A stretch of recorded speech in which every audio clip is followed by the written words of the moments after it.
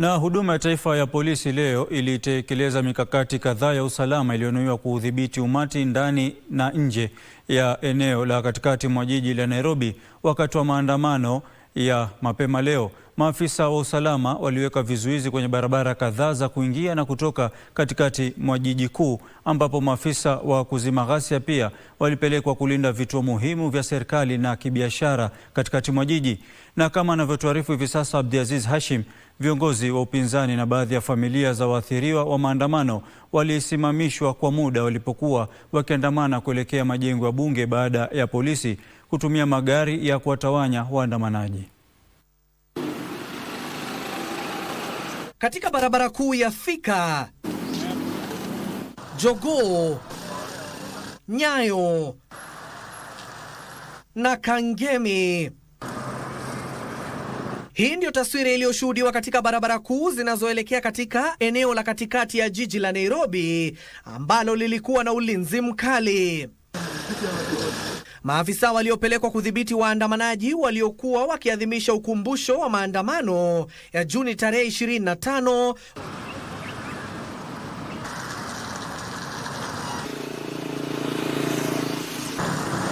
walionekana wakisimamisha waendeshaji magari kutaka kujua wanaoelekea.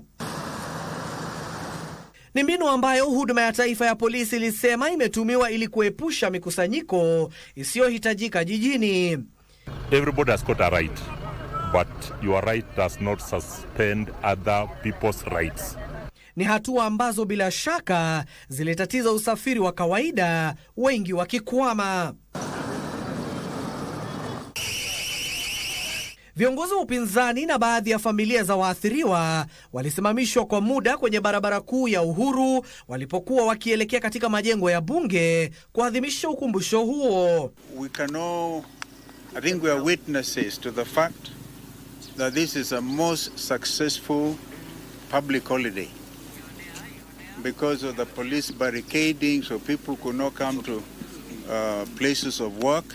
May I thank police for making the day so successful. When you barricade roads, you are enforcing the public holiday. So heko kwenu, lakini pia muweke usalama.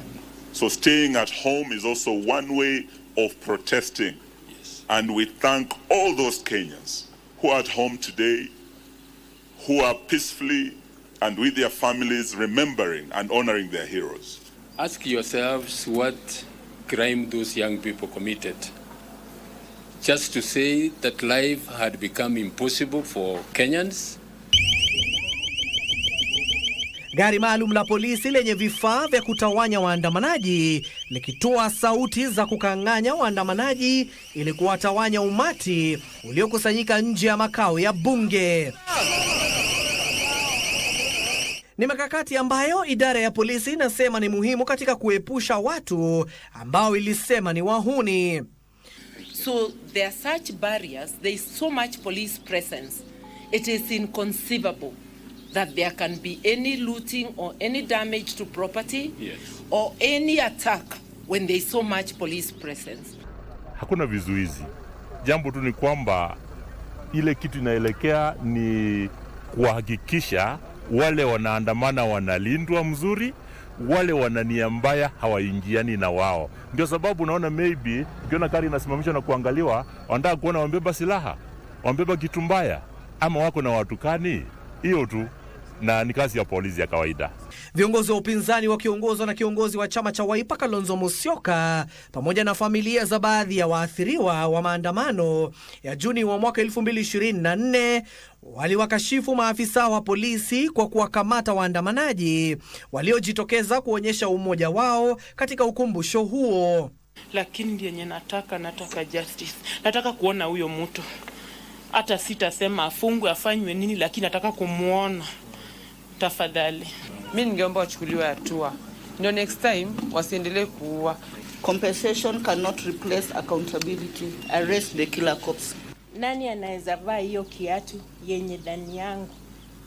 Mwenye amevaa hiyo kiatu ndiye anajua ile uchungu yenye anapitia.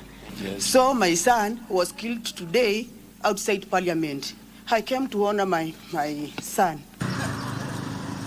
Kisha viongozi hao pamoja na familia za waathiriwa waliweka mashada yao ya maua nje ya makao ya bunge kwa ukumbusho wa Wakenya waliopoteza maisha yao wakati wa maandamano ya Gen Z ya mwaka 2024. Abdiaziz Hashim, Darubini.